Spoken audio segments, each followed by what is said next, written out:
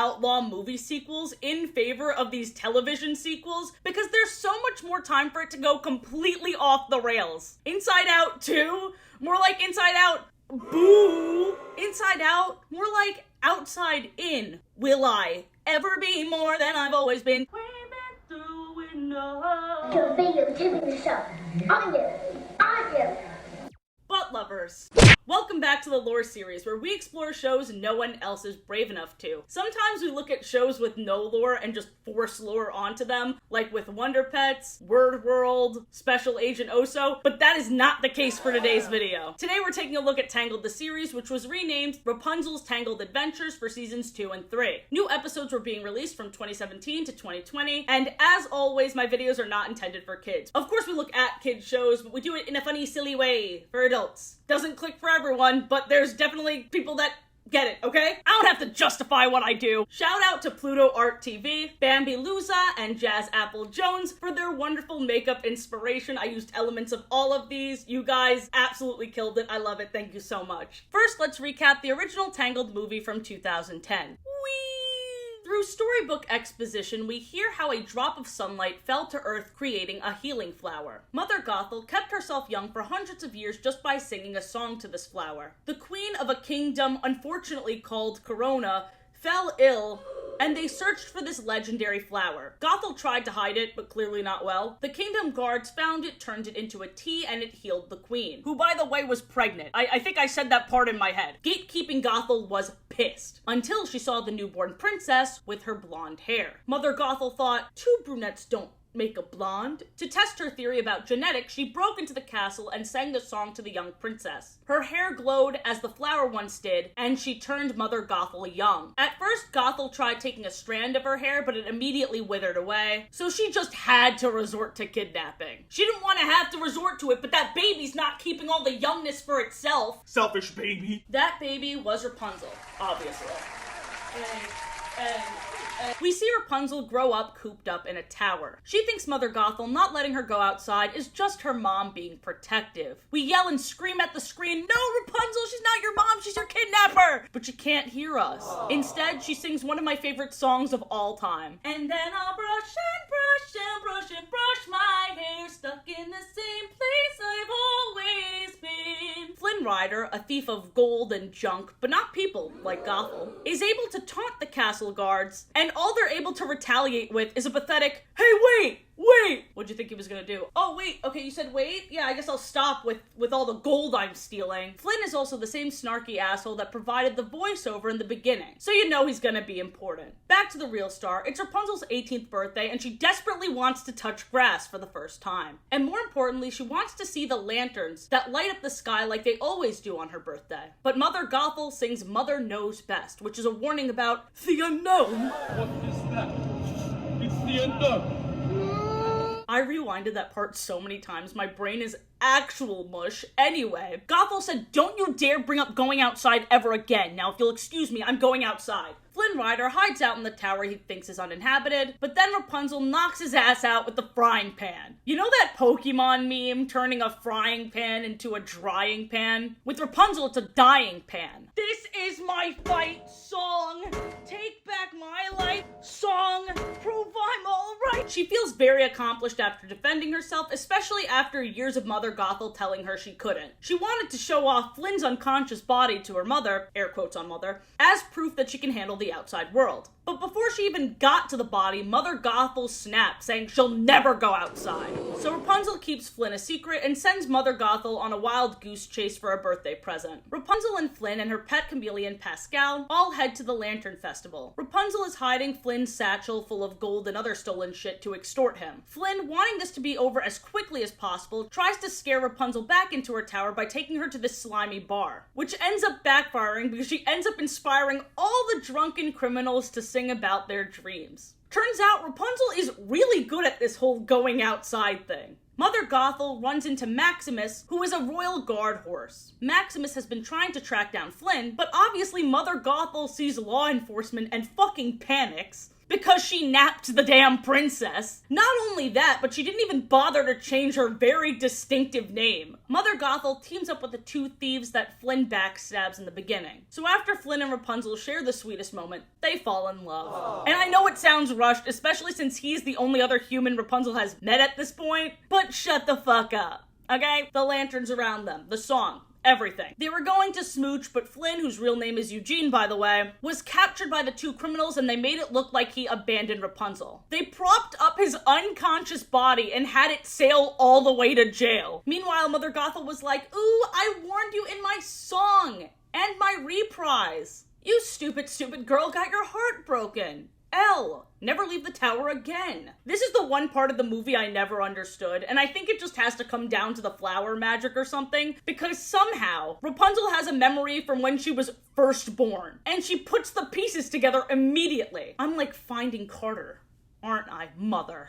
If that's even your real name. Rapunzel, you know I don't watch that MTV crap. Well, Mom, if I could even call you that. You should watch the Athena P video on it. It's really good, actually. Maximus leads the charge to free Eugene and get him to the tower. Gothel throws down Rapunzel's hair for him to climb, just so she can stab him. The entire time, Mother Gothel had this air of, look what you made me do. You decrepit old hag. No one made you do anything. Eugene uses his last dying breath to chop off Rapunzel's hair. Jump scare. This is the first time seeing myself in this wig. It does not look good. It's fine. Stay with me here. Anyway, he chops off Rapunzel's hair to free her from Mother Gothel, who immediately withers into that one old lady from SpongeBob before falling out of the tower and disappearing into dust. Rapunzel holds Eugene close, singing her healing song, but her hair doesn't glow. We do, however, get one dramatic tear. And somehow that works. Eugene is alive, Rapunzel reunites with her real parents, and everything is happily ever after. But what they didn't tell us is a lot of stuff happens before happily ever after. Oh, like the name of the special! Tangled Before Ever After. This special takes place 6 months after Rapunzel reunited with her real parents. Now she's having her coronation to officially become princess. If you know anything about this show and me, you probably already know I was gonna say this, but the songs are so good! Glad they're still God tier because the movie obviously set the bar pretty high. Rapunzel is questioning if she belongs and feels a bit empty inside. And Eugene, only half a year after meeting her, wants to propose. My guy, give her some time to adjust. Also, she's at most 19 years old, keeping the cringe train rolling. Rapunzel forgot to wear shoes to greet these uppity rich bitches. She also gave the first stuffy rich royal a huge hug, and Eugene says this: There's a time and place for bear hugs. And bare feet! Put those piggies away! Cassandra, or Cassandra, they say it both ways in this show, is a royal helper, and Cassandra also keeps cock-blocking Eugene. I'm sure that's the worst thing this character has ever done. She seems really loyal and trustworthy, that Cassandra. We got to see Eugene's proposal, which was really something. He didn't give anyone a heads up before making it very public. It was so difficult to watch Rapunzel's face fall throughout. At first, Eugene talked about their life together and she was so excited, but then he went on living in the castle for years and years and years, and she was like, ooh, you had me and then you lost me. Give me a second, I need to think about everything. And in front of everyone, she runs away. Before this, we saw Rapunzel try and live out her life on the town, but there were so many guards around her preventing her from living life. It makes sense that the dad is scared, but from Rapunzel's perspective, imagine being trapped your whole life, and then the moment you're free, you're kind of trapped again. Rapunzel laments in her room to Cassandra that she needs to go outside and feel the wind in her hair, which is gonna be the theme song. Cassandra takes off her robe. Oh no, she's hot! And she takes Rapunzel outside. We see Cassandra's collection of weaponry and her owl, that she named Owl. She does so much more than just teach Rapunzel manners, like please wear shoes. She's cool as fuck. Cassandra showed Rapunzel these unbreakable spikes that sprouted out of where the miracle flower used to be. Rapunzel got close to the area, and not only did more spikes start growing all over the place, but her long blonde hair is also back. You know, because of the magic. And also for the branding. They snuck back into the castle, but Eugene saw that Rapunzel's long blonde hair is back. But Rapunzel won't explain how this happened because she's trying to protect Cassandra. Cassandra begged her not to tell anyone, so now she's keeping secrets from her own boyfriend. Thus, the shipping battle begins. And I can't even blame people because this entire series just feels like a Eugene versus Cassandra type thing. And I say, and I'm gonna be brave for saying this, why not both?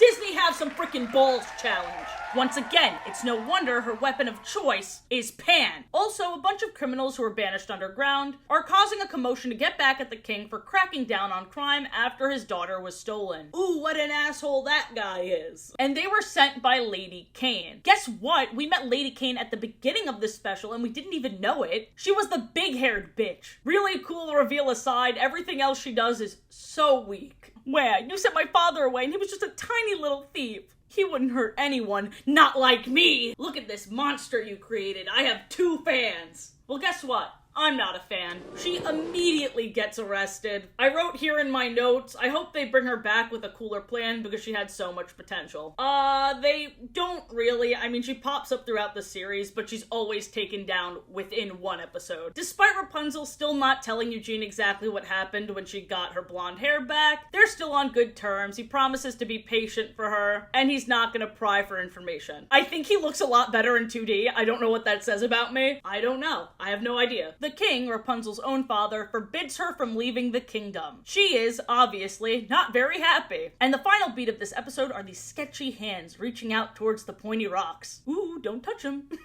They might poke you and give you beautiful, luscious locks. Even within the kingdom, there is danger at every corner. I don't know how the king expects to keep Rapunzel safe, especially with the uneven pavement of the cobblestone roads. Picture it. It's me, Rapunzel. I keep my hair up so I don't trip, but oh no, the king has to do something about these roads! Ooh, ow.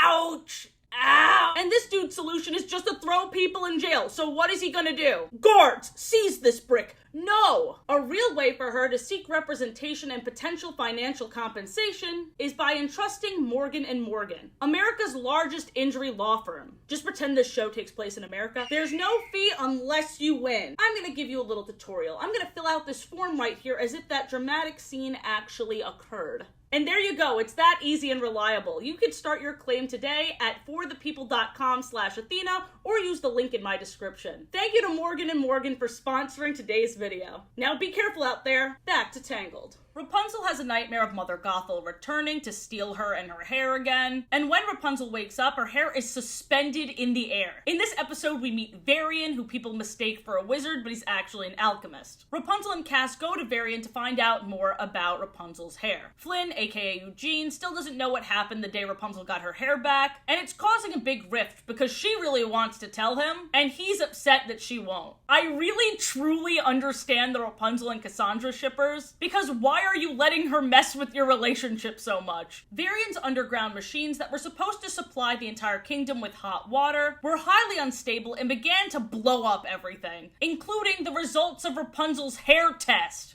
Womp womp. They never try conducting these tests again, by the way. Here's something huge I forgot to mention that we found out from the first special. Her hair is indestructible. That's why she won't cut it off again. She doesn't want this power, but it was forced upon her, and there's nothing she can do about it now. She literally cannot cut her hair. It will not break, much like the spikes. Sorry, I bet you were wondering that. You were like, what?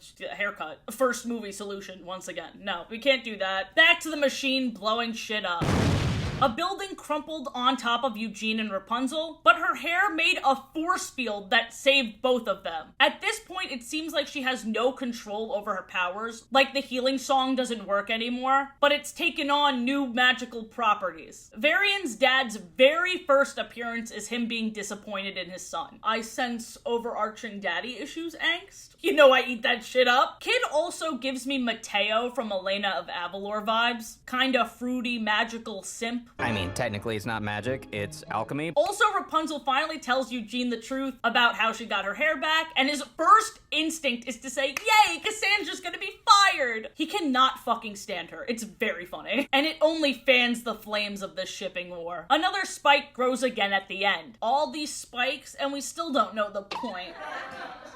Thanks. I watched episode 2 of this series a while ago to get a bit of context for my ranking spin-offs video. It was probably the worst episode I could have watched. I fucking hate Uncle Monty. Uncle Monty, dude. I'll let past Athena take it away. This is one of those episodes where a character really hates one of the main characters for no reason, and it's just hijinks ensues. God, the whole not everyone has to like everyone message is infuriating. I hate it. Everyone does have to like me. It's against the law. The guy that's beefing with Rapunzel is so fucking annoying. He says he hates green, but his entire shop looks like this. Fuck you. So Rapunzel disguises herself to attempt to befriend this man, and also agrees to enter the Gopher Day competition with him while in this disguise? Here's my question. Why is no one suspicious that Princess Rapunzel isn't at this celebration? So yes, this whole episode is the most well-liked guy in town, hating Rapunzel for the pettiest reason. She redesigned the logo thing for Gopher Day, since it's her first time celebrating and her dad wanted to honor her in this way.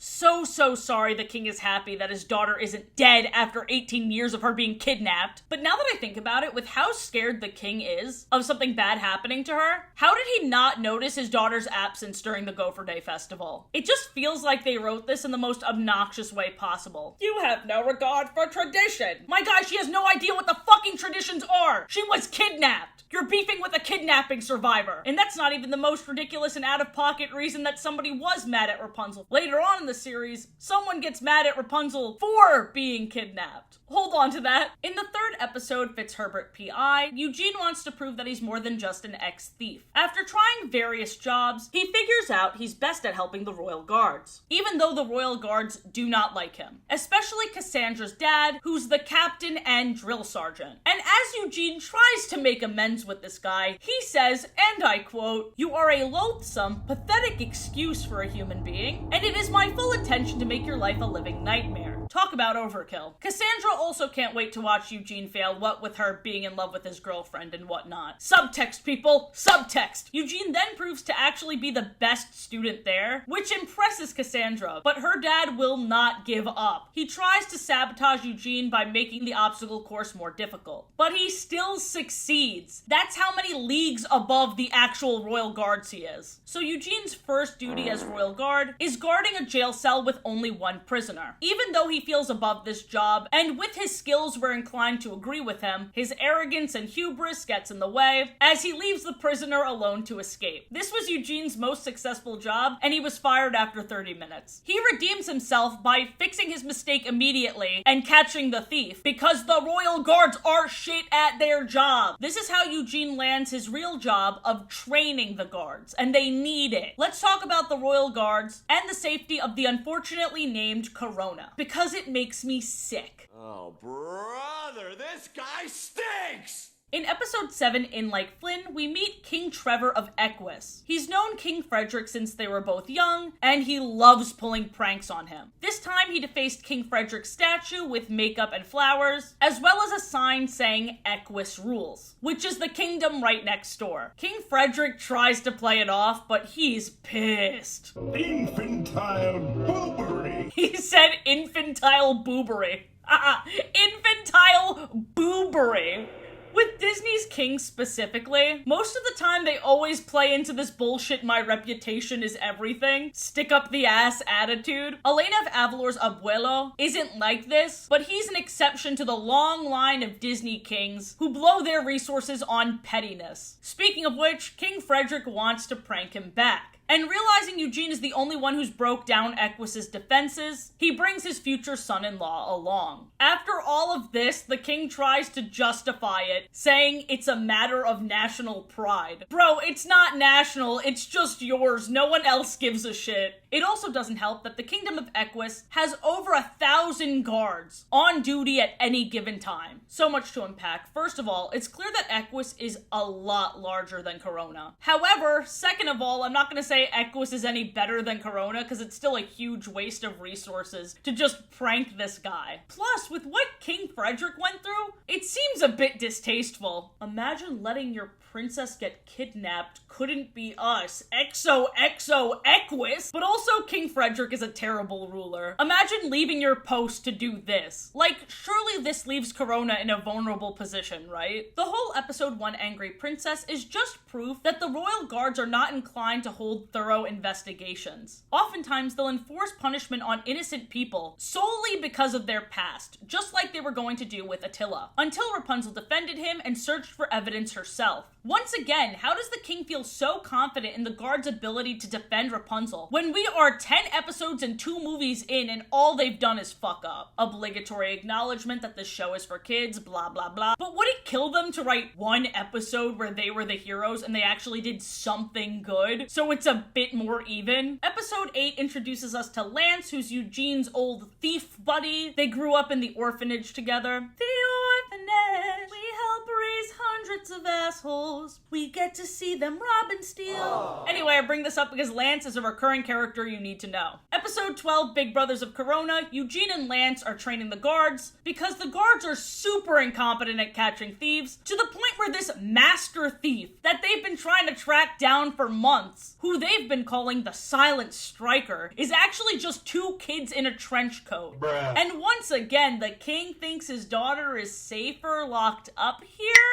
The kid thieves help catch this super evil guy, Anthony the Weasel. This kingdom needs to invest more in reformation because former criminals have proven to be the only people that can actually make Corona safer. It gets worse. In episode 13, The Wrath of Ruthless Ruth, after the king reads Rapunzel's diary, he has the guards keep an even closer eye on her. Great idea, your majesty. Anyway, they immediately fucking fail. Rapunzel notices them up her ass because they lack subtlety and tact. So she goes to the Snuggly Duck, that slimy bar from the first movie. When the leader of the guards catches up to her, he is immediately very mean to her friends, the bar patrons, for no reason. And this doofus also accidentally summons Ruthless Ruth. She's a ghost. Rapunzel immediately sees Ruth's torment and how she has to play a song to free her because when she was alive, she never lived out her dream. If Ruth doesn't play her song, she'll trap them all forever. Rapunzel starts playing the song, everything's going great, until the captain breaks the club the music was written on and taunts the ghost. Do you think that plan makes sense? Or do you think it made everything worse? Yeah, he almost killed all of them. He actively, without fail, every single time, puts Rapunzel in more danger. And I think if he had any shred of respect for the king, he should quit his job. Rapunzel somehow memorized the song, and when Ruth wants everyone to sing along, the captain is the only one who doesn't sing because he's rusty. Give me a goddamn break, I hate this guy. Anyway, in conclusion, they're all freed thanks to Rapunzel. Another season 1 episode about how the guards suck ass is episode 14, Max's Enemy. Maximus was being disrespected and disregarded because a new, stronger, faster horse has entered the kingdom. Despite Maximus being shown to be the best guard at nauseum, even Rapunzel accuses him of being jealous of Axel and not having any real suspicion. I expected more from her, but she did have a change of heart immediately. And it turns out this new horse, Axel, broke out Lady Kane and the other criminals out of jail. When our heroes almost caught up to them, Axel lets go of the carriage with Lady Kane inside because they all just want to save their own skin. There is no loyalty among the villains. They are all caught thanks to Maximus, and once again the leader of the guards is less than useless. He does have a use, ruining everything. Did I mention that one scene where these 2 other guards just took Axel's word that they're on a break, despite Axel only being a guard for a day? It's an opportunity to make a new friend. Okay. Season 1, Episode 4, the Challenge of the Brave tournament comes to Corona, where the fiercest warriors will come to compete. Whoever wins will earn the respect of every warrior in the 7 kingdoms. Are 2 of those kingdoms Enchantia and Avalor by any chance? No, unfortunately no. But wouldn't that have been cute?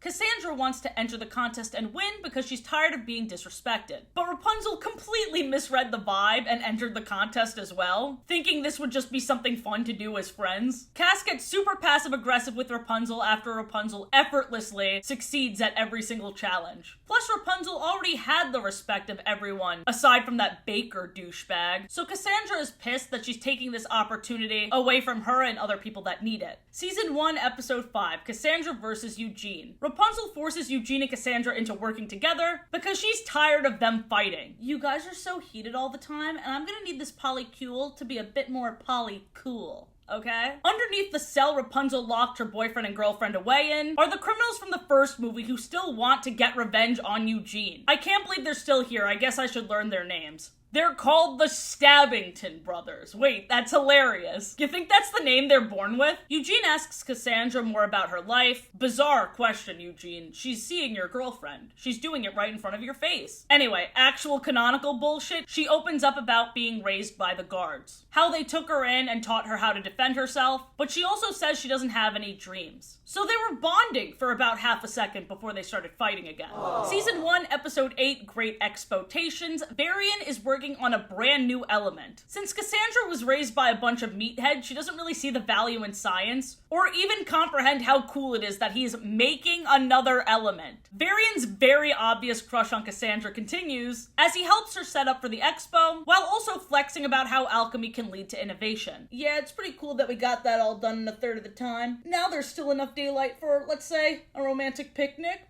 What? Who said that? Varian and Cassandra also bond over having dads that don't understand them. Question, do you think if the leader of the guards, aka Cassandra's dad, had a son, he'd treat him this same way? Overly protective and not giving him assignments and whatnot? Or do you think this is a sexism thing? Considering there's no women on the guard, and we've also seen this exact plot play out in Elena of Avalor, I'm guessing Cass is dismissed because of that. They never explicitly said it, but I see right through this man. The most important thing revealed in this episode is that Varian got the idea for this element through studying the spikes. As they approach, Rapunzel's hair begins to glow, and the rocks also turn blue and glow. Rapunzel begs Varian to keep it a secret since her father forbid her from investigating this further. Season 1, Episode 9, Under Wraps, we hear about a centuries-long war between Corona and its rival kingdom, Seporia. At the height of the war, the king's sworn enemy, the general of Seporia, launched a full-scale invasion of Corona. The king and her fought in hand-to-hand combat until she stumbled across his diary where he confessed his love for her. She realized she felt the same, the two were married, and the war ended because of their love.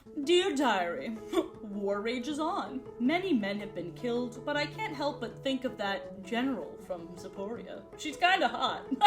Cringe. Anyway, I have to pick up more gunpowder for that whole war thing, but anyway, they commemorate the end of the war and their love through the Day of Hearts, which Cass hates. We also find out that Cass has a boyfriend, Andrew. You'd think the main reason I'd hate him is because he's ruining my ships, but no, he's just a backstabber. The pendant he wore had the symbol of the Separatists of Seporia, a small group of citizens that feel betrayed that the two kingdoms aren't at war anymore, like they're so butthurt that they're not fighting Corona anymore, and they want to find a way to break up this union at all costs. Turns out Cassandra knew he was a fraud from the start, so I don't know why she took him all this way to this locked up part of the tower with the most important book inside. Like, I don't think you had to do all that. And they also almost kissed, so what was that about? I don't know, it felt very convoluted. The opening of the episode titled Pascal's Story made me gasp, because that title made me think, aw, cute, a little filler episode, all about our favorite chameleon sidekick. And I was ready to be charmed. I was ready to feel happy. What a fool I was. The episode opens with baby Pascal witnessing his mother getting eaten by a snake. I think there's like a leak on the roof or something. Baby Pascal found Rapunzel's tower but was stung by the snake. Baby Rapunzel healed him using her hair in the healing song. And they've been best friends ever since. Sorry guys, that leak again. I gotta call my therapist, plumber. This episode was all about not taking Pascal for granted. And the series of events even led Rapunzel to revisiting the tower for the first time since the events of the first movie. The only person important enough for this side quest down Trauma Town is Pascal. And don't you fucking forget it. In the episode The Way of the Willow, we meet the Queen's sister and Rapunzel's Aunt Willow. She's a creative, carefree spirit going wherever the wind takes her, so her and Rapunzel hit it off right away. The big difference between the two of them is that Willow is very thoughtless. She ruined the Queen's birthday, gave her an umlaut, this creature that rings this bell repeatedly and annoyingly and gratingly. So when the bell is taken from this creature, it multiplies. And she's like, did I forgot to tell you that happens? Willow is infuriating. I'm really glad this is her only appearance. Storms are brewing. I'm going to give the king a bit of credit here because even though the people he hired to protect the kingdom are ass, don't forget shit, I love that he dealt with the problems the villagers came up to him with. He also did fix the roads. I wrote that part of the sponsor before I got to this part of the show, so that was kind of crazy. But because of the good roads, the shoe cobbler's business is not doing well, so he orders a bunch of new boots for the guards, even though they didn't need them. The king just wanted to make sure small businesses didn't go under. I didn't even realize he could be this based. Unfortunately, when one dad is good, another one has to drop the ball. Can't give the kiddos at home too much hope for their male role models. Anyway, Varian's dad assured the people of Old Corona that he was going to ask the king about the spikes. The spikes have gotten much worse, sprouting all over the place, destroying crops and homes. But when Varian's dad goes up to the king, Varian overheard his dad lying to the king and not even mentioning the spikes. His dad just says, "Trust me, son.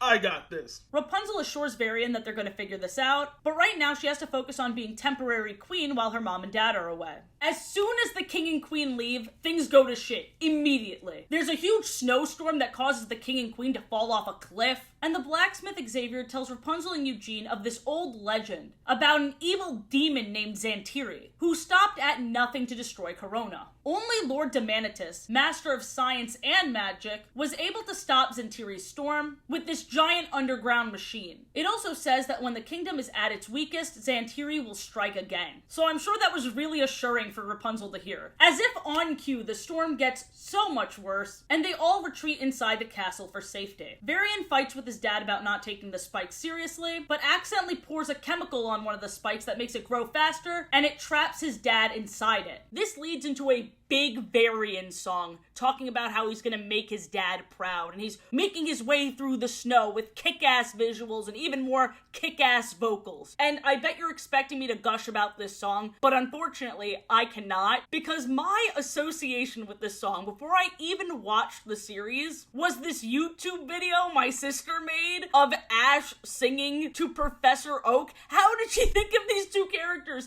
And she kept playing the same clips over and over and over again. Truly life-changing stuff. Varian runs up to Rapunzel for help since her magic is linked directly to the spikes. And when she can't go with him to help, he yells after her as the guards are whisking him away. "She promised! You promised!" Which is a deep cut for Rapunzel. Ever since the first movie, she's really valued promises. And when I promise something, I never, ever break that promise. Ever. But being queen brought up many unexpected challenges. Immediate, dangerous, potentially life-ending ones. She sends a search party to save her parents, and they're saved, but no task force for Varian's dad.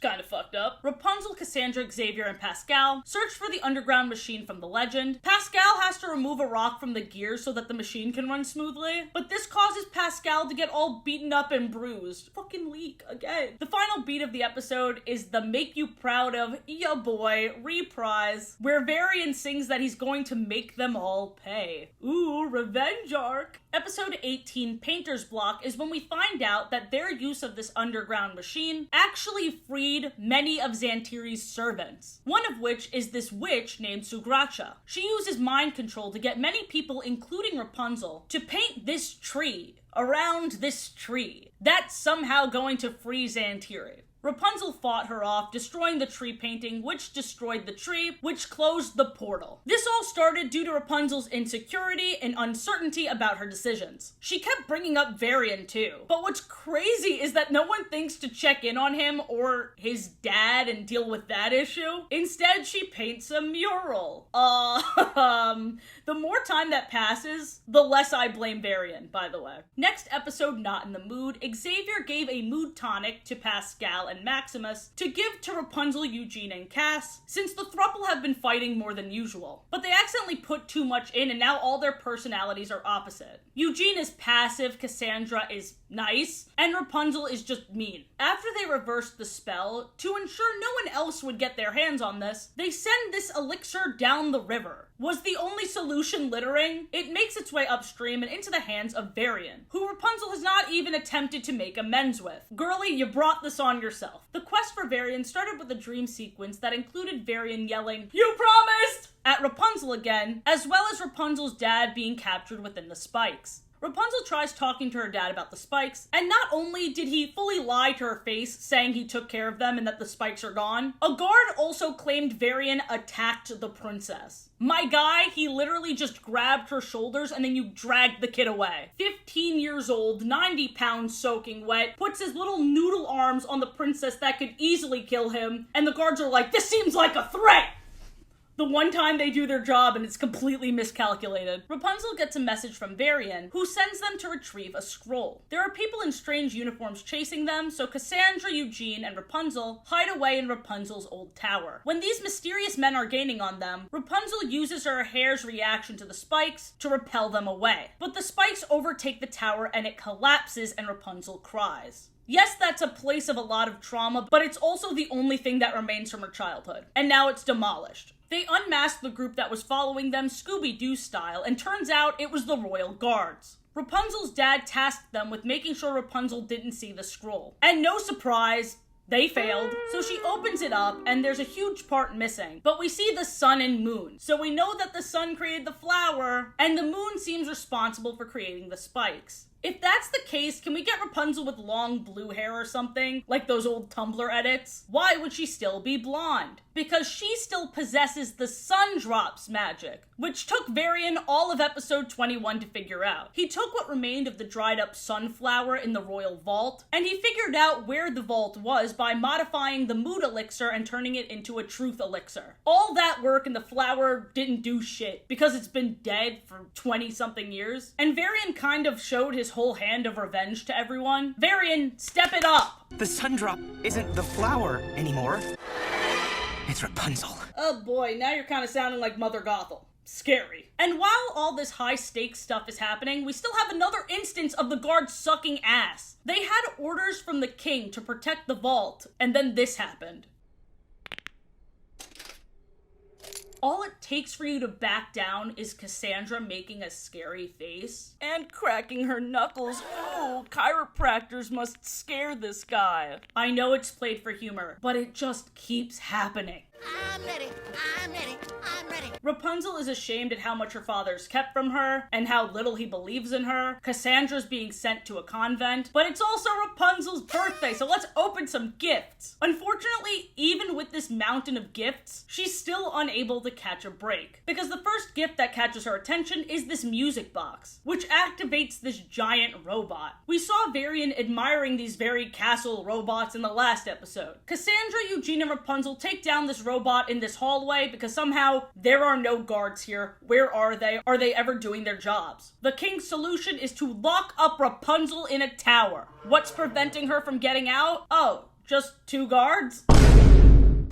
Eugene tells off the king for putting Rapunzel in this situation yet again, stating she's more capable than you give her credit for. And they prove this by breaking her out very easily with her plan. Part of the plan was distracting the guards with an accordion. Varian makes this very dramatic fog before sending this beast out to fight. The beast launched the captain of the guard, but after it was defeated, it turned back into Varian's pet raccoon. Okay, buddy, now you crossed the line. What if the little dude got hurt? Oh, also Varian kidnapped the queen. Because the leader of the guards fell, he's struggling. He's so fucking dramatic. The robot thing from the beginning pushed Eugene into a wall so hard, it left an impression on it. Like, it literally pushed him into the wall. And he brushed that off. But you're in a stretcher without a scratch? Give me a break, dude. Anyway, he finally lets Cass lead the guard. Similarly, the king grants Rapunzel her freedom because, let's face it, even if he didn't, she'd find a way to get out. He finally realized she's smarter than him. The king also confesses that someone back in the day warned him about using the sunflower because it would lead to these consequences. The flashback clearly showed that the person that warned the king is Varian's dad. So him not telling the king about the spikes makes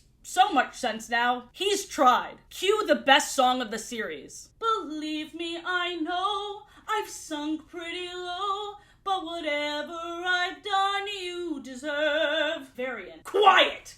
Even if you've never heard this series, you probably heard it on TikTok back in 2020, so I'm just gonna sing a little bit more of it. I'm ready, ready as I'll ever be. Remember?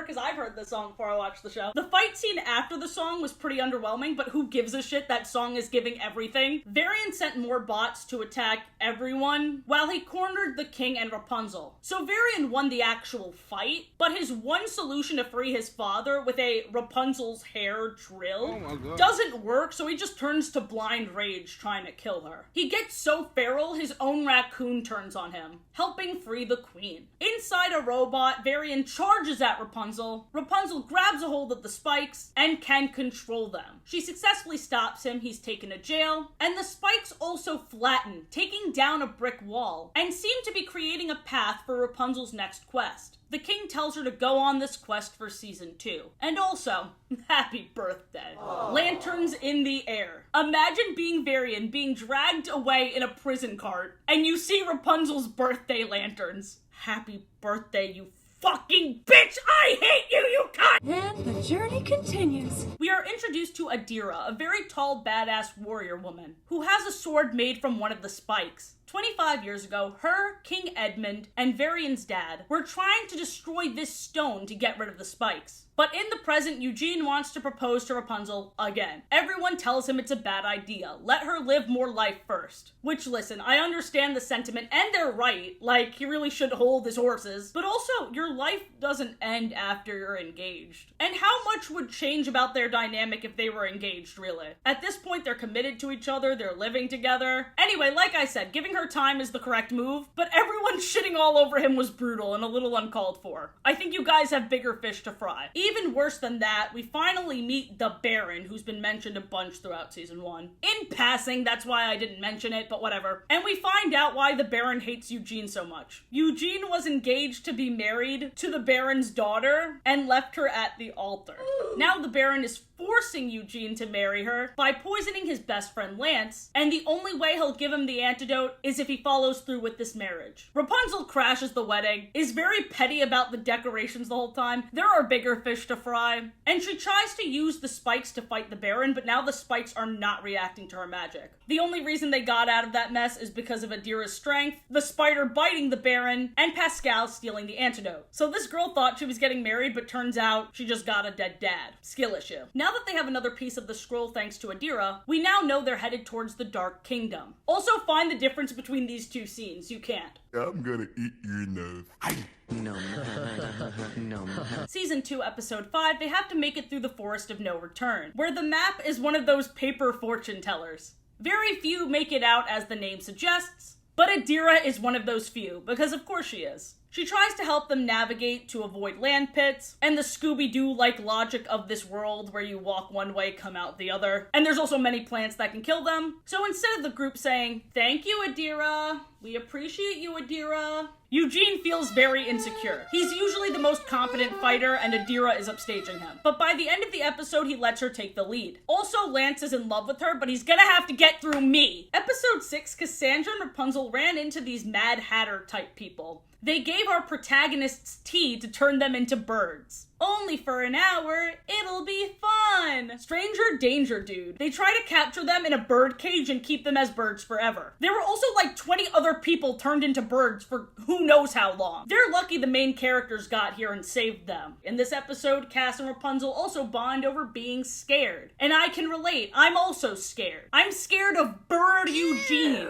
Soul Patch Bird Eugene cannot hurt me, Soul Patch Bird Eugene cannot hurt me, Soul Patch Bird Eugene cannot. In episode 7, we see the child criminals again, and it's very sad. These random adults pretend to be their parents. The kids beat them up, but it was still emotionally damaging. Their takeaway is the only family they have is each other. Dear God, is there no one in the kingdom that wants to adopt? Episode 8, Keeper of the Spire. They have to get a missing piece of the scroll. So they get the help of the keeper named Calliope, and everyone hates her. She's a know-it-all, she's grating, and at the end of the episode, it was revealed it was thinly veiled insecurity because she's not actually the keeper, she's the apprentice of the keeper. The most unnecessary backstory in the world. They don't care. Quite frankly, I don't care. But I thought this piece of the scroll would reveal everything, and that's just a man. A drawing of a man. I don't know. What is this supposed to tell us? You think that would piss off the main characters, but they act like it's super helpful. I have a feeling we're gonna meet this guy soon. Okay, well, this changes everything. What is that? It's a guy! King Pascal is another Appreciate Pascal episode, and I'm getting heated now. How many times do we have to teach you this lesson? But the major takeaways aside from that are that the group is now shipwrecked on Tirapai, and they meet these leaf creatures called the Lorbs. And Pascal is seen to really appreciate attention from two girl Lorbs.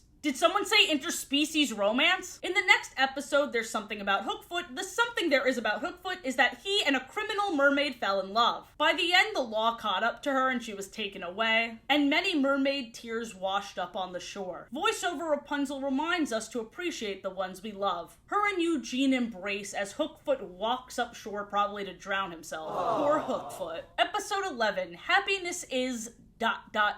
An ominous title for an ominous episode. As Rapunzel feels homesickness, she finds this item that makes it seem like her mom and dad are there with her. This object shows each of them what they desire most, and it makes them go mad. We see this group physically fight. We see Rapunzel snap at Pascal. I'm scared.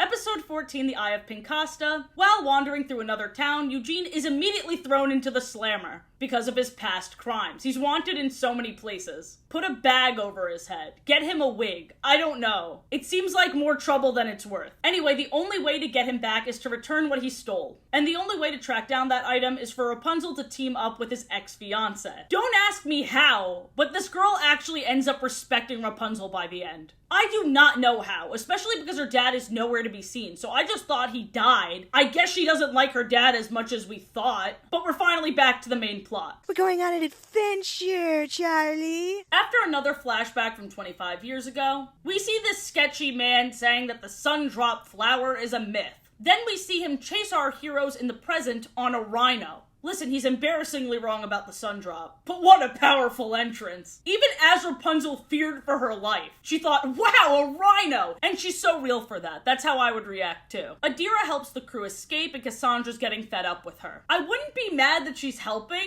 but I don't know why she was so flippy-floppy about it. She doesn't join them on their journey, she only appears when shit goes down. She's kind of messy like that. Speaking of messy, Cassandra didn't have a problem with Athena during the Forest of No Return when Athena was making Eugene look foolish, but now you have a problem with her when she's stepping on your toes? Sure. Athena leads them to the Great Tree and monologues some much-needed backstory. She, Hector, the rhino guy, and Kieran, Varian's dad, are all part of the Brotherhood. It really should be called the Siblinghood, but whatever. They're a group of warriors sworn to keep everyone away from the Dark Kingdom, which is where they're headed, so she's very complex. We don't know what her deal is, but she's very knowledgeable, so Rapunzel trusts her even though Cassandra doesn't. Once they're already inside the tree, making their way through it, Athera's like, wait, I'm not done monologuing. Even longer ago, even before the Brotherhood, this tree was a sentient force for good, until the evil sorcerer Xantiri took it down from the inside, making her nearly invincible. The only thing that defeated Xantiri was once again Lord Demanitus, and his enchanted spear. Eugene and Lance were separated from the group, and this flower thing made them really high, causing them to sing a song all about friendship as the flower was trying to eat them. And this is the silly low-stakes subplot. What? Meanwhile, we see writing on the wall, and translations that show the Sundrop Flower song, the one we heard as early as the first movie. Flower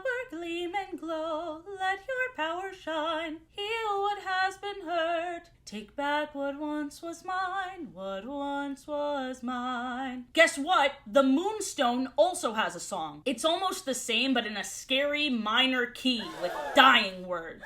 Wither and decay, and this destiny, break these earthly chains, and set the spirit free, the spirit free. Her hair turns black, not blue like I predicted. Her eyes also turn completely black, and she completely loses control, repeatedly singing the song as her friends grow weaker and weaker around her. And they beg her to stop, but she can't hear them. The song's really bumming us out, please stop! On the outside, always looking in, will I ever be more than I've always been? Then please, it hurts! Athena has to launch Rapunzel into a body of water to get her to stop. But let's address the elephant in the room. This is so disrespectful to my girl, the moon. I get it, opposite of this world's sun power. But still, positively slanderous. She represents the tides, water, sexuality, lesbians. How dare you? Rapunzel snaps at Cass because Cass keeps insulting Rapunzel's intelligence just because she's not agreeing with her. Cass needs to find better debate skills other than, you don't know what you're talking about and I do. Listen, I understand that going with whatever Rapunzel wants makes Cass feel subservient, playing into her original lady-in-waiting role that she hated, and she doesn't want to go along with anybody's decision. She wants to make her own. She doesn't feel like the main character in her own life. Even after Rapunzel talks things out more thoroughly with Cass, explaining that she respects her even though they're gonna disagree on things, Cass still has unresolved feelings as shown in her power ballad. A word that repeatedly shows up throughout this song is waiting, once again showing how haunted she is, that the world still sees her as a lady in waiting. It feels like she hasn't broken free from that.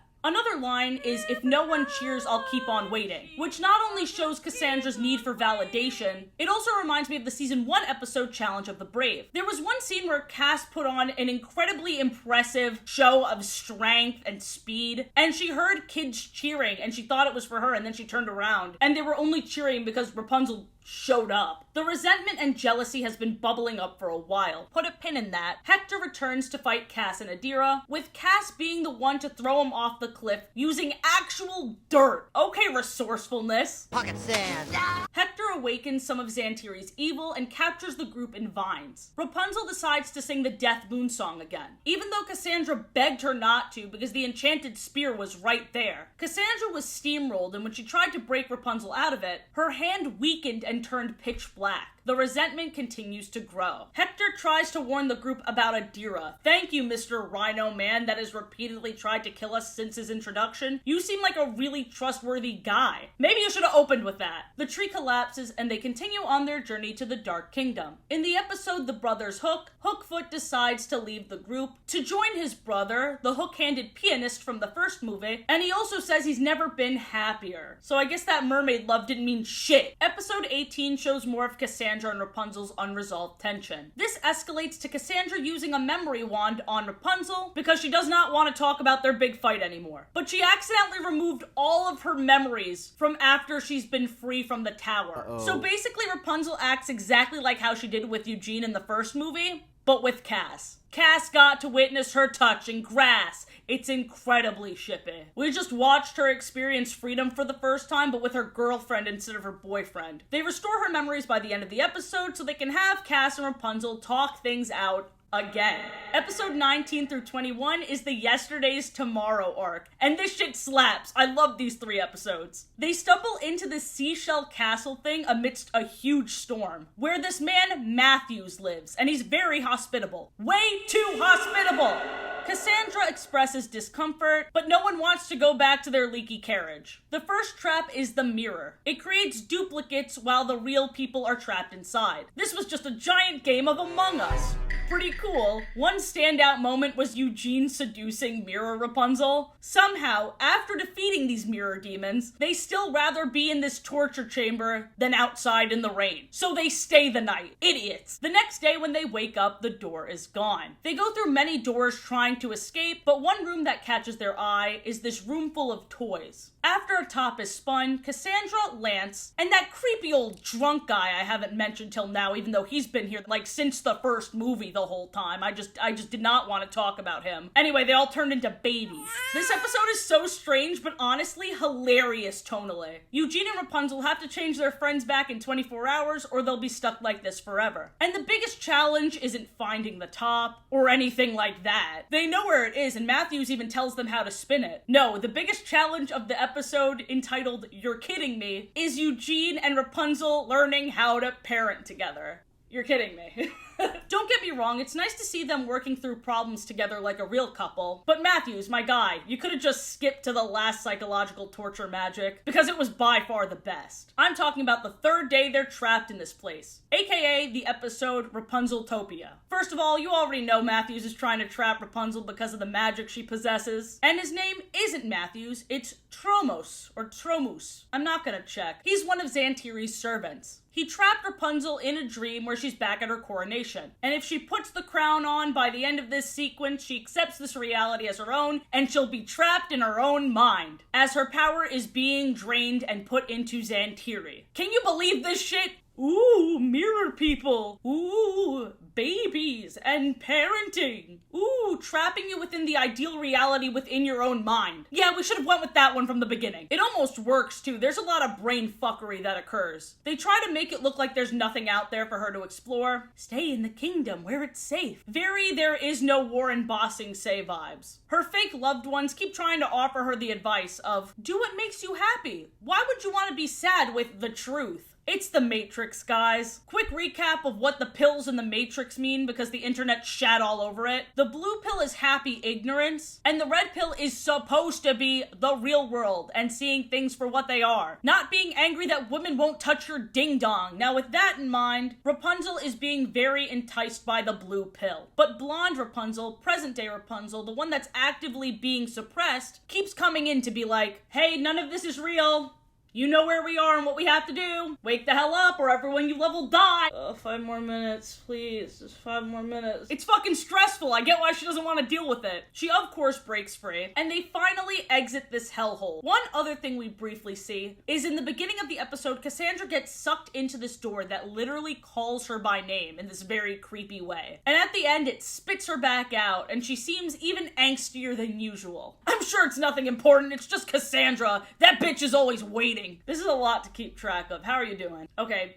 Here's the big thing I messed up on. Don't be angry with me. I failed to mention this recurring fortune-telling monkey, but in my defense, how would I have known that he was gonna end up being Demanitus? You know, the master of science and magic, the only one that's been able to take down Xantiri, the big bad. So Demanitus hid himself in this monkey, and was only able to come out for a short time to help Rapunzel and Eugene go through this maze to get the final piece of the scroll. In this episode, Demanitus also gives us a piece of his backstory, which is that his 3 pupils turned on him to be servants of Xantiri. How did all 3 pupils turn against you? Is there anything you could have done to prevent that? At the very end of the episode, Demanitus left a note for Eugene that says, "At the end of Rapunzel's journey, one of her party shall turn against her." And because Cass is acting sketchy, Eugene assumes correctly that it will be her. This season finale opens with the most thrupley song I've ever heard in my life. Cassandra, Rapunzel, Eugene straight up frolicking, holding hands, rolling down a hill together before everything goes to shit. I think this whole series was just to prove that Rapunzel can deal with hardship. I don't know if there were some people arguing that the first movie was just too easy for her after these 18 years of torture. We gotta torture her more. On their way to the Dark Kingdom, this man attacks them. Eugene gets separated from the group by this mystery man, who ends up being King Edmund, aka Eugene's dad. I thought he figured this out through some bullshit like looking in his eyes, which they make a joke about. And guess what else? Adira made a joke about the Brotherhood being called the Brotherhood, even though she's in it, just like I did before. They're playing me like a fiddle. They're making me look real foolish, I'll tell you what. But anyway, the real way King Edmund knows that Eugene is his son is when he had to send him away because it's too dangerous. He sent this crow to spy on him for all these years. There was nothing you could have done to protect him from a life of crime. Bizarre parenting choice. So here's where we have conflicting destinies. Rapunzel does not care what happens to her, and she believes Adira when Adira tells her that the only thing that will stop the Moonstone is the sun drop. But King Edmund and Eugene want to break the Moonstone with the spiked sword. Pascal slaps some sense into Eugene by convincing him he was the one that turned on Rapunzel that the note was warning them about. So Eugene 180s. So what if this stone killed my mom? I've never met her. Plus, she doesn't have sun drop hair. Ratio. He helps Rapunzel approach the Moonstone, and Cassandra's there too. And the final beat of season 2 is Cassandra snatching the Moonstone with her fucked up hand, and she had a cool outfit change and her hair turned blue. I knew someone's hair would be blue. That's so cool, dude. She also said,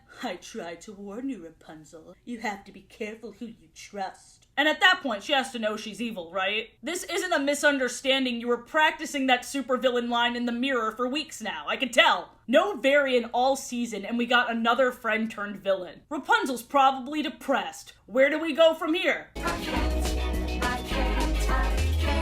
The premiere of season 3 shows us what Cassandra saw through that door. And unfortunately in my ranking spin-offs video, I spoiled myself on this whole twisty twist. Holy shit, she's Gothel's biological daughter? She was abandoned at age 4 when Gothel kidnapped the newborn Princess Rapunzel. Yo, what? I was trying to empathize and justify this 180 for as long as I could, but the whole "my mother chose you over me" thing is ridiculous. What do you want Rapunzel to say, dude? "I'm sorry your mom abducted me. That was such a bitch move on my part. Sorry my luscious blonde locks were that old hag's life source." Another thing that was kind of hilarious is Cass was hearing out Rapunzel until Rapunzel said the word wait. No, Rapunzel, that's her angry word! Cass gets away, burns a bridge, and her owl lands on her shoulder looking at her sideways like, who.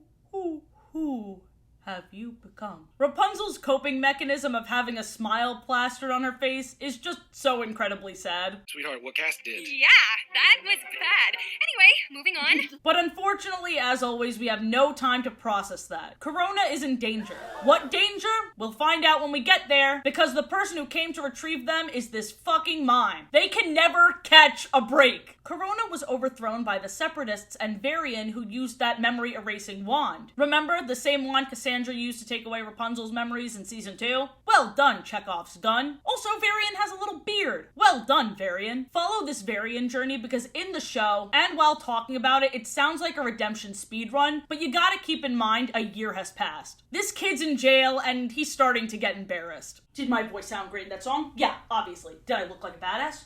Sure, but I feel like maybe that was an overreaction. I mean, it's not like my dad's dead. Rapunzel can just help him out now. Fuck, I feel like I messed up. So Varian kind of let his motivation slip. I'm gonna erase everyone's memory so we can all be cool again and you guys can forget about what I did. But here's another way Varian messed up. He took the Separatists' word when they rather just kill everyone. Varian helps Rapunzel and the gang take down these genocidal freaks with science. Science rules. But not before Lance wiped off Varian's fake marker beard. This kid's too funny. Okay, sorry to dwell, but do you think he drew that on in jail to get people to take him seriously? Rapunzel frees Varian's dad with the moon chant, and Varian wakes her up even though she's very unstable and dangerous, because their trust, friendship, and loyalty is back. Even though one betrayal was immediately resolved right after the other, and I thought there'd be more overlap there, I'm happy for Rapunzel. She really needed a win. I mean, think about it. Both seasons ended with extreme lows. I'm glad she gets a bit of positivity. In the episode Return of the King, we see Eugene work out his very conflicting feelings about his father. So they go on this bonding journey. His dad has been alone so long, he talks his thoughts out loud. It makes for some funny gags, but damn, talk about a tortured soul. Also, Eugene's birth name was Horace, so now this dude has 3 names. Flynn Rider, Eugene, Horace. I'm just gonna stick with Eugene because that's the one he's stuck with. In this episode, even though the Stabbingtons tried to kill him again, he saved their lives. How did the Stabbington brothers even find Eugene, you ask? Oh, the guards told them. The guards, who are supposed to guard the kingdom, put people's lives in danger again. It's supposed to be an ongoing joke, like, haha, law enforcement bad at job and dangerous. How subversive, never seen that before. Even Rapunzel's getting sick of their shit. You didn't tell them about Mount Cezanne, did you? You know what? I'll take it from here, guys. Hey, I have an idea. Why don't you fire them? In the episode Who's Afraid of the Big Bad Wolf, the redheaded thief child is overcome with rage towards her sister over her feelings not being heard, to the point where a werewolf spirit tapped into that rage and possessed her. 2 details I loved. 1, you can tell time has passed in these kids' character designs, and 2, their little fight was a parallel of Cassandra and Rapunzel's. We even see Cassandra at the end using her anger to channel her new moon powers. This little spirit who guided her through the door is also still there with her. At first I thought it was Mother Gothel. Stay tuned. In episode 7, Beginnings, as Rapunzel reminisces on her relationship with Cass, specifically when Cass gave up a huge job opportunity to be the badass warrior she's always wanted to be in another kingdom. She gave that up for her friendship with Rapunzel. And this story alone makes me so pissed. Because the way Cass makes it sound is that she's never had any opportunities ever. She was just dealt the shittiest hand, and it's all Rapunzel's fault. But that was your decision. That was your own doing. But it gets even more unhinged, because even though Rapunzel has every reason to be mad, she's still just hoping she can reach Cass and save their friendship. Meanwhile, Cass is getting angry over nothing. Literally nothing. The little spirit girl is like, Rapunzel took more from you than you know. When she touched those spikes in season 1, she took some of that moon magic. That's your moon magic! I think Cass might be fully possessed. I think the moon magic is like a very enticing, powerful source that corrupts the mind, because she looks like a fully feral animal by the end of this. Over once again.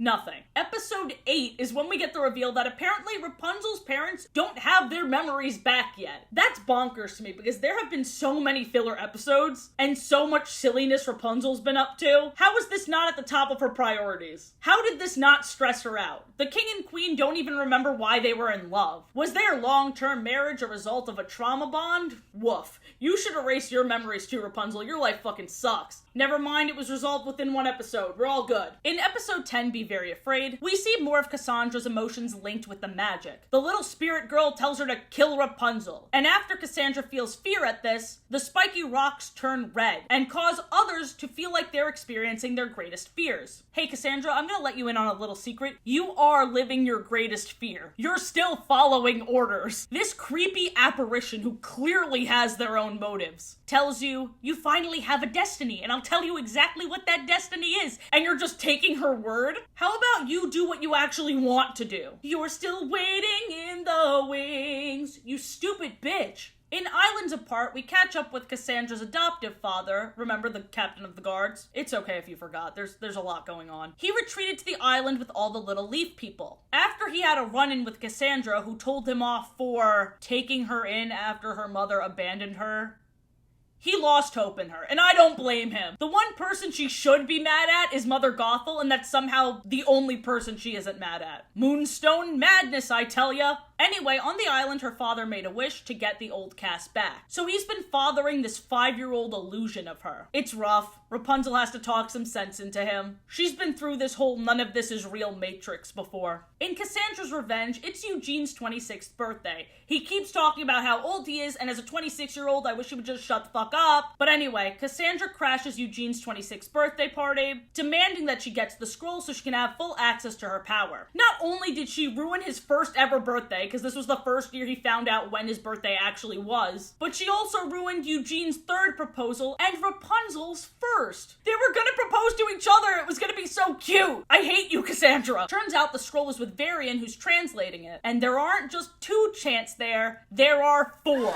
So I thought this meant there were 2 other celestial forces at play, but unfortunately it's still just the sun and moon. Boo.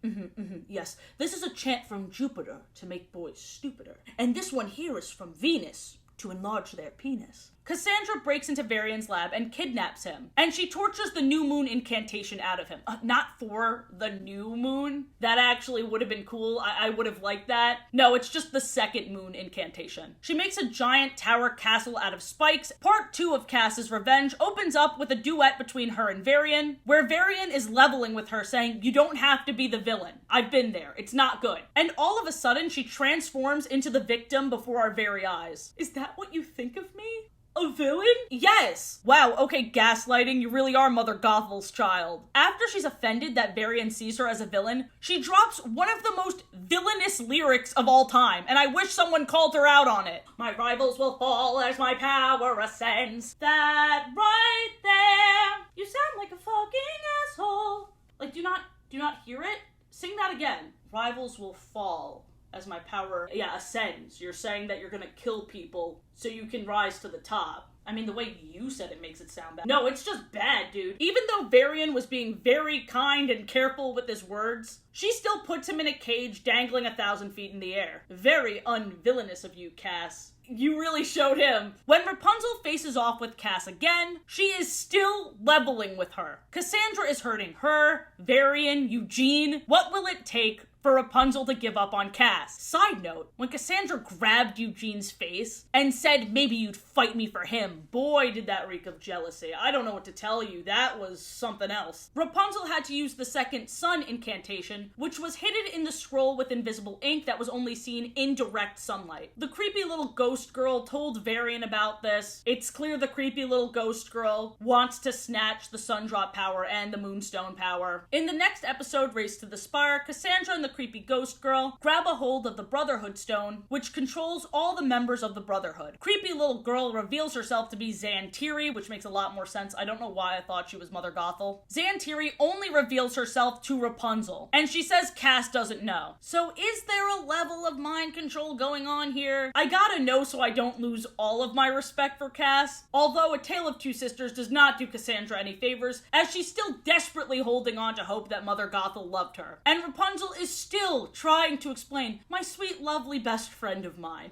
I'd like to remind you once again that Mother Gothel did not care about anything or anyone other than herself. Can we stop with this dipshittery and hug already? Cass had to see this for herself in a room full of mirrors in Mother Gothel's old house. These memories played out of her only admiring herself while dismissing baby Cass. Rapunzel was half a second away from breaking through to the blue-haired bastard until Xantiri put a mirror in Rapunzel's purse that had Mother Gothel being nice, and this makes Cass lose it. You tried to hide the one nice thing my mom did for me. That one nice thing overshadows all the nice things you've done for me throughout the years, all these years of friendship. Cass already looks really stupid, but to rub salt in the wound, Xantiri shares with us, the audience, the full memory. She stole a shard that shows the very end of this memory, where Mother Gothel essentially said, "Ugh, now that I gave her that stupid gift, I hope she leaves me alone." Gasp, is that a wrinkle? I have to steal a baby.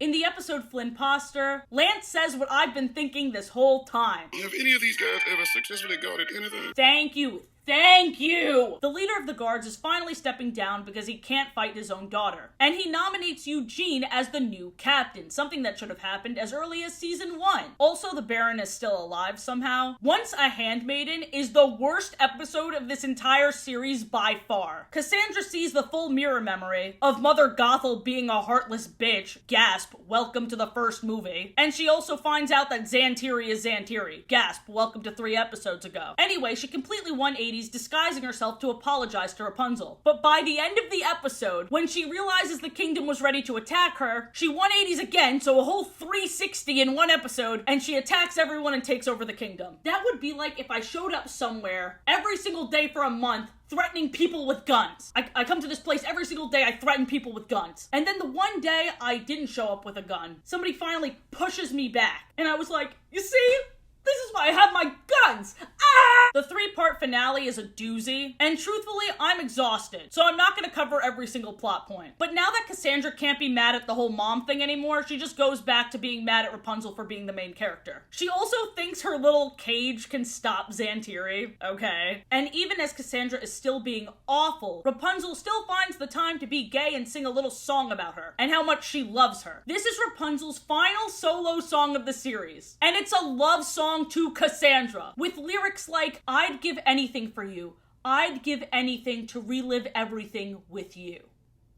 Yeah, but no, they're besties. They're roommates. Xantiri takes the Sundrop and Moondrop, leaving Cassandra all embarrassed. Wham! I thought my destiny was to kill you and I failed. Hey, best friend, love of my life, it's okay. You tried your best, and that's all you can do. Rapunzel also has long brown hair at this point, but I don't have a wig for that, so this is awkward. Xantiri almost takes down the entire kingdom with this little ditty we all know and love. Wither and decay, end is destiny, blah blah blah blah blah, blee blee blee blee blee. Rapunzel and Cassandra take down Xantiri by making the Sundrop and the Moonstone touch. They make the Sunstone, they make the Sundrop and the Moonstone kiss. They had the last of Rapunzel's Sundrop magic in the hair, and they put Rapunzel's hair around Xantiri's hands, and then they quickly cut it. So back to this little number. We had to get back to the short brown hair because in the canonical wedding that was released before this series even started, she had the short brown hair, so we had to get back here. Anyway, you know what'll set the mood for a Eugene and Rapunzel wedding? Having Rapunzel recreate the same dying, crying, holding in her arms scene that she did with Eugene, but instead with Cassandra, as Eugene is just cucked in the background. Even during the happily ever after where he finally proposed, and he got different rings every time, what a fucking king. Her smile at the end was so awkward. Did she want to say no again? There was actually a lot of love between the 3 of them for the majority of the series, but at the very end, Rapunzel really acted like she hated him. It was a weird choice. I'm gonna be so honest with you, I was amping myself up all of season 2. I wanted to defend Cass so badly. I wanted to experience the depth of her emotion and insecurity, but it fell so flat with me. I think they did a really good job with Varian, and they could have done a much better job with her. The whole feeling overlooked thing was really interesting, but it went off the rails so quickly by bringing Mother Gothel into it. It turned into, quite frankly, pathetic envy towards someone that has only ever been there for you. It reads more as unrequited love. That is totally requited, but suppressed, I guess. Show me to me, please. Varian and the Seven Kingdoms was proposed to Disney as a comic series following Varian after the events of this show. It was created by Caitlin Ritter and Anna Lessiani, but unfortunately it never came to be. Despite this, there are still character descriptions and designs released, And with just this information, there is a dedicated fandom. Varian in the Seven Kingdoms has its own wiki, full of fan casting and fan-made songs. On YouTube, there's tons of animatics. Hell, just by searching Varian in the Seven Kingdoms, under Google's People Also Ask section, we have, who is Varian's boyfriend in Tangled? Huh,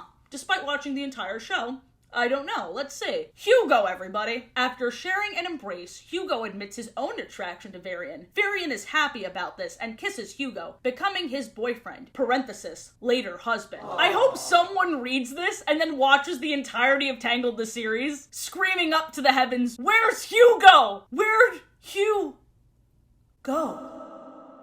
But lovers, I sure hope you enjoyed. This might have been the most convoluted series yet. There's so much I didn't even address. Lance adopts the two little thief children at the end. It was so cute. And can I request something to you guys? Don't be mad. Instead of leaving suggestions for the next video, can you tell me what your favorite part of this one is? That would be really encouraging and sweet. Have a great day, butt lovers. You can do whatever you want. You can say day 5,000 of requesting numberjacks, which I actually really do want to get to. All right, bye!